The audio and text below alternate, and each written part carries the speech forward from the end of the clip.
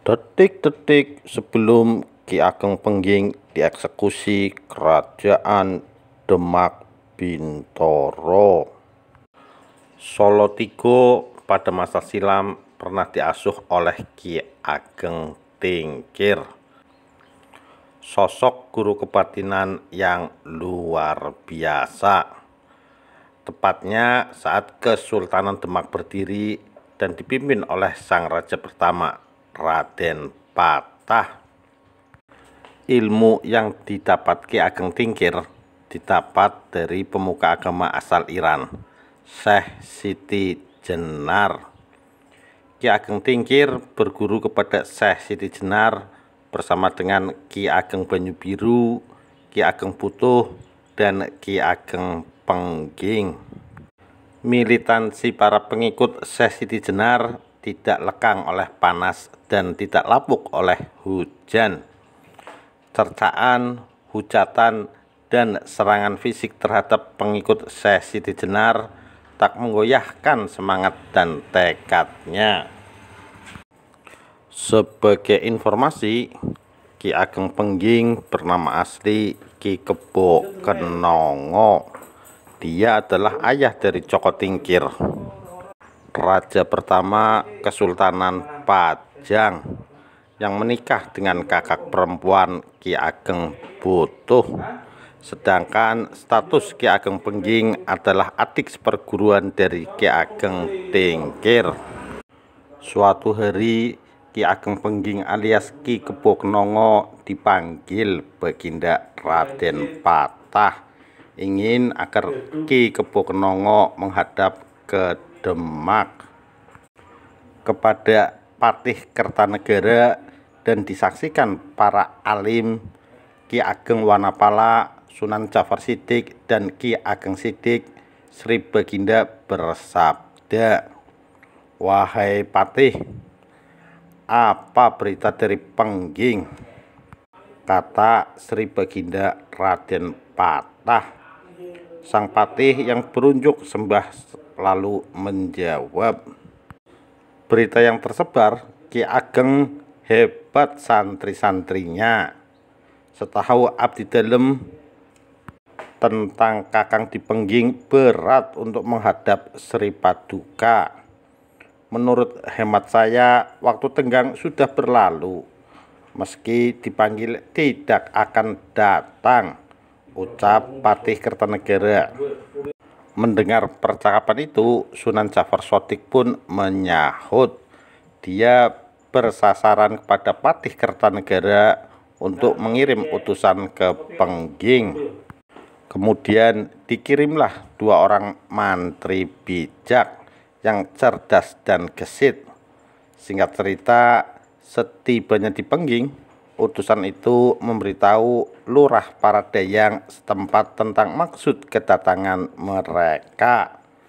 Tak berapa lama, Ki Ageng Pengging mempersilahkan 2 mantri masuk setelah mendengar kabar yang disampaikan oleh salah seorang dayang. Setelah bersantap ala kadarnya, utusan itu menyampaikan pesan bahwa Raden Patah ingin bertemu. Karena itu, Ki Ageng Pengging diminta untuk menghadap dan berangkat ke Demak bersama abdi dalem. Sayang, Ki Ageng Pengging menolak. "Saya sudah dipanggil oleh Sri Paduka Raja. Saya harus minta maaf. Saya tak akan berangkat," ucap Ki Ageng Pengging. Para utusan kemudian bertanya, apa alasan Ki Ageng Pengging enggan berangkat. Namun sang Bupati Pengging yang sudah membulatkan tekad menjawab bahwa tidak ada sebabnya. Sikap yang demikian belakangan diketahui hanya karena gengsi. Ki Kebo Kenongo tak punya niat untuk memberontak. Namun kabar yang tersebar kadung nyaring terdengar adalah Ki Ageng Pengging melakukan pembangkangan. Hal ini membuat sang kakak seperguruan Ki Ageng Tingkir meluncur ke Pengging. Ki Ageng Tingkir lantas menanyai Ki Kebo Kenongo. "Oh Dimas, kamu dipanggil menghadap Kanjeng Sultan Demak. Apakah rahasiamu Dimas, sehingga kamu tak datang?" kata Ki Ageng Tingkir bertanya. "Apalah gunanya juga orang dusun dipanggil menghadap raja?" Kakak seperguruannya itu menjawab, "Bagaimana Dimas ini? Dipanggil kamu tak menghadap ke ibu negara Demak. Lalu apa jadinya Dimas? Apakah Dimas menganggap bukan bawahan sang raja? Bumi yang kamu pijak, tanah Jawa seisinya semua miliknya. Yang jadi raja," cetus sang dalang. Namun Ki Kebo Kenongo memberikan penjelasan dengan lembut. "Allah lah yang memiliki bumi. Apa yang sebenarnya yang Dia kehendaki memanggil orang dusun?" Ki Ageng Tingkir tak habis pikir dengan sikap keras Ki Kebo Kenongo. Dia pun mengingatkan bahwa Raden Patah adalah paman dari Ki Kebo Kenongo.